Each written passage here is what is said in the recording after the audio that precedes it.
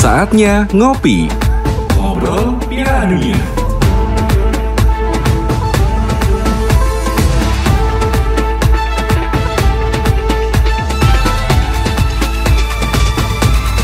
Ngobrol Piala Dunia. Salam olahraga, bertemu kembali dalam Ngopi, Ngobrol Piala Dunia untuk edisi hari ini. Pertandingan demi pertandingan sudah berjalan, pendengar dan juga pemirsa, tentunya dimulai 20 November 2022. Dan banyak sekali kejutan yang terjadi di awal-awal pertandingan. Kita akan bahas untuk kesempatan kali ini bersama dengan wartawan olahraga senior Bung Amir Mahmud. Bung Amir, salam olahraga. Jaya. Bung Amir, ada banyak kejutan di Piala Dunia 2022, tapi begitulah sepak bola. Ini mungkin bisa dibahas dulu deh. Tapi sebelumnya saya turut berduka, Bung Amir. Jagoannya Bung Amir, pendengar dan juga pemirsa, ini Argentina harus menelan kekalahan. Ini salah satu kejutan yang memang benar-benar mengejutkan. Bung Amir. Iya, di balik kesedihan itu sebenarnya saya juga gembira. Karena event sepak bola ini akan menjadi makin romantik ketika ada kejutan-kejutan, terutama kejutan-kejutan dari tim-tim yang tidak pernah diduga bisa menciptakan satu hasil yang besar. Iya. Arab Saudi mengalahkan jagoan saya Argentina misalnya. Iya. Ini tentu persis ketika Kamerun mengalahkan tim yang sama tahun 90 itu di dalam status sebagai juara dunia. Itu Argentina dalam status sebagai juara dunia ini dikalahkan oleh Kamerun dengan skor 1-0 tahun 90. Itu dianggap sebagai salah satu kejutan terbesar di Piala Dunia 90. Dan ini Arab Saudi yang mengulangi kisah itu. Nah, mengapa saya gembira? Selain karena masalah keindahan sebuah turnamen yang akan diwarnai dengan hasil yang mengejutkan, itu juga ada realitas tentang kemajuan-kemajuan yang dicapai oleh tim-tim Asia. Iya. Nah, ini Rosi tahu selain Arab Saudi, satu hari berikutnya ini Jepang yang membuat sebuah langkah besar, mengalahkan Jerman, juara dunia 4 kali dengan 2-1. Ini juga proses yang sama, didahului dengan penalti, tertinggal, dan ini, melakukan ini kick balik, katakanlah begitu. Dan ini menggembirakan menurut saya. Ini dari sisi kita sebagai pendukung tim-tim Asia gitu. Oke, tapi sebetulnya Argentina dan juga Jerman ini kalau kita lihat kan permainannya juga apik ya Bung Amir. Maksudnya bukan yang underperform begitu. Ini saya sepakat dengan Bung Amir bahwa sebetulnya mungkin level atau kelas dari pemain-pemain Asia, timnas Asia itu sudah meningkat begitu. Gimana nih Bung Amir? Saya sependapat, karena kalau kita lihat sebenarnya Argentina tidak bermain buruk-buruk amat. Betul. Ya. Mungkin secara taktikal saja mereka kemudian bisa dalam tanda petik itu diakalin oleh tim yang di atas kertas ini ada di bawah mereka. Sama dengan Jerman. Jerman mungkin hati kecil mereka ini meremehkan Jepang begitu ya, tetapi nyatanya Jepang bermain sebaik itu. Penguasaan bola lebih tinggi Argentina, penguasaan bola lebih tinggi Jerman, tetapi nyatanya Arab Saudi dan Jepang ini mampu mencetak gol pada saat-saat yang memang dibutuhkan. Dan saya lihat standar atau level yang diperlihatkan oleh dua wakil Asia, kebetulan ini Asia Barat yang satunya lagi Asia Timur, ini menunjukkan satu lompatan yang bagus, dan saya berharap tim-tim Asia yang lain nanti juga akan mengikuti jejak. Sayangnya satu hari kemudian ini Korea Selatan yang padahal sebenarnya kita sudah berharap ya Bung Amir sebetulnya. Aduh, jangan-jangan ini kejutan lagi lengkapi Asia. Tetapi hasil 0-0 melawan Uruguay ini bukan hasil yang buruk juga. Mereka mampu bertahan dari gempuran lawan. Mereka juga memberikan ancaman-ancaman yang tajam kepada pertahanan Uruguay, dan saya kira Son Heung-min dan kawan-kawan pada pertandingan itu tidak terlalu mengecewakan sebenarnya. Hanya dua wakil Asia yang lain, 3 wakil Asia, karena Australia ini masuk zona Asia ya sebenarnya ya. Qatar sebagai tuan mendapat tiket sebagai tuan rumah kalah dari Ekuador. Iran dalam grupnya ini kalah dari Inggris dan Australia kalah dari Perancis. Ya. Ini 3 wakil menunjukkan hasil yang kurang bagus, tetapi 3 wakil lainnya ini lompatannya luar biasa ya. Bermain menjanjikan lah. Iya, dengan kita bicara apa ya, kalau istilahnya itu mungkin kebangkitan gitu ya, kebangkitan timnas Asia itu apakah juga dipengaruhi dengan kalau tidak salah ada beberapa pemain juga yang bermain untuk klub lain, negara lain begitu, atau bagaimana ini Bung Amir? Itu salah satu faktor yang mempermatang mereka. Iya. Sebab sebenarnya tahun 1966 ketika pemain-pemain Asia ini belum bermain di kompetisi Eropa, ini Korea Utara dengan permainan yang patriotik ini mengalahkan Italia 1-0 di Piala Dunia 1966. Walaupun akhirnya di pertandingan perempat final mereka dikalahkan Portugal 5-3. Nah, kejutan terbesar itu semula dilakukan oleh Korea Utara.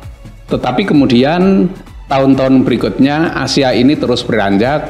2002 ini yang betul-betul prestasi yang fenomenal. Korea Selatan sebagai tuan rumah maju sampai ke semifinal. Walaupun waktu itu akhirnya mereka kalah. Kemudian Jepang pada saat itu juga melaju hingga per-8 final sebenarnya, tetapi kalah akhirnya. Nah, tahun-tahun berikutnya Jepang di 2010 ini sampai babak per-8 final juga. Itu kalah dari Paraguay di pertandingannya dan kalahnya lewat adu penalti. Ini tidak buruk-buruk amat sebenarnya, dan saya kira tahun inilah yang menjadi penegasan betul bahwa Asia ini jangan diremehkan. Tahun 2018 ini juga Jerman sebenarnya juga merasakan Asia yang bangkit. Mereka dilatih Korea Selatan yang dilatih oleh pelatih tim nasional kita sekarang ini, Shin Tae-yong, itu mengalahkan Jerman 2-0 di babak grup. Tetapi sayangnya pada saat itu Korea sudah kalah di dalam 2 pertandingan sebelumnya. Kalah dari Swedia dan kalah dari Meksiko. Waktu itu kemenangan 2-0 atas Jerman itu disebut-sebut sebagai dengan narasi yang sangat provokatif ya. Ini pertandingan yang sangat sulit dijelaskan oleh ilmu pengetahuan. Ini ada yang mengatakan begitu. Sampai nggak bisa dideskripsikan ya. Mungkin kemarin-kemarin juga ada orang yang mengatakan Arab Saudi membuat kejutan besar. Sampai Pangeran MBS ini menghadiahi setiap pemain ini Rolls Royce Phantom ini. Setiap pemain ini dihadiahi itu. Ini kan dianggap sebagai sesuatu yang sangat fenomenal ya bagi Arab Saudi ya, sampai mereka menyatakan sebagai hari libur nasional dari kemenangan itu. Dan Jepang juga begitu. Kemarin dengan penampilan yang seperti itu menurut saya, sekarang ini kita bicara tentang level, bicara tentang standar. Kompetisi mereka berjalan. Mereka juga punya pemain-pemain yang ini tampil di berbagai liga di Eropa. Di Jerman itu di Bundesliga itu pemain Jepang paling banyak di situ, dan kompetisi Liga Jepang sendiri ini juga makin tinggi standarnya. Mereka mendatangkan pemain-pemain pemain yang dalam level elit dunia, itu banyak yang bermain di sana. Yang saat ini masih bermain di sana itu Andres Iniesta, ini pencetak gol tunggal Spanyol di Piala Dunia 2010. Dulu juga banyak pemain-pemain dunia yang bermain di klub-klub Jepang. Ini artinya mereka membangun kompetisinya ini sebagai basis untuk membina tim nasional ini sangat serius, dan itu adalah kunci. Arab Saudi memang selalu melahirkan bakat-bakat hebat. Kemarin kalau kita lihat bagaimana penampilan kiper Al-Owais ini yang menggagalkan, setidak-tidaknya ada 3 peluang emas dari Argentina yang dengan sangat cemerlang itu digagalkan. Ditepis ya. Ya, kemudian kalau kita melihat pemainnya yang seperti Al-Shahrani, kemudian ini Al-Dawsari, Salim Al-Dawsari dan cetak gol penentu, itu pemain-pemain kelas dunia menurut saya. Tinggal mereka mendapat kesempatan nggak ini untuk bermain di level kompetisi yang lebih tinggi. Tapi sangat jarang pemain Saudi yang berkarir di luar. Ini yang sebenarnya agak sedikit menghambat. Kalau seandainya mereka mendapat kesempatan yang sama seperti pemain-pemain Jepang, ini sepak bola Saudi ini akan makin ditakuti sebagai salah satu poros kekuatan Asia di belahan barat ini. Kalau kita lihat gol-gol yang tercipta, baik itu dari Jepang, baik itu dari Saudi, ini tuh juga ada kaitannya dengan mental sebetulnya ya Bung Amir. Jadi mereka tuh rasa-rasanya nggak keder, walaupun mungkin tertinggal di awal, tetapi sepertinya juga nggak ada masalah. Mereka bertanding di sebuah tataran yang bisa dibilang semua mata tertuju ke mereka, nggak gentar juga. Ini termasuk dalam daya juang tadi, Bung Amir. Iya. Daya juang saya pikir, kecuali memang yang kita herankan Arab Saudi, karena peristiwa pembalikan seperti ini jarang terdengar lah ya. Tapi kalau Jepang ini memang terkenal dengan mentalitas yang tidak kenal menyerahkan ini. Timnya saja dijuluki sebagai samurai biru. Kalau Arab Saudi ini dijuluki sebagai Green Falcons. Nah, ini sebenarnya menunjukkan bahwa mereka ini ada apa-apanya.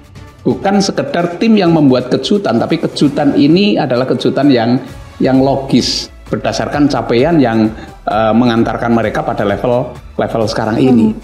Nah, kita nanti akan tunggu Korea selanjutnya akan seperti apa. Afrika ini juga menjanjikan sebenarnya. Tunisia mampu menahan Denmark 0-0. Maroko ini bahkan menahan runner up Piala Dunia 2018 Kroasia yang 4 tahun yang lalu ini adalah boleh dikatakan ini sebagai kesebelasan yang sangat flamboyan ya, yang mampu mengacak-acak peta kekuatan dunia 2018 di Rusia, dan ini ditahan oleh Maroko. Maroko banyak pemainnya yang berkarir di liga-liga Eropa. Dua yang sangat menonjol di dalam pertandingan kemarin itu adalah Achraf Hakimi yang bermain untuk Paris Saint-Germain dan Hakim Ziyech yang bermain untuk Chelsea. Anggun permainan mereka. Luar biasa kolektivitas bermain Maroko ini. Kroasia tidak berdaya kemarin menurut saya. Oke. Ini adalah kemajuan.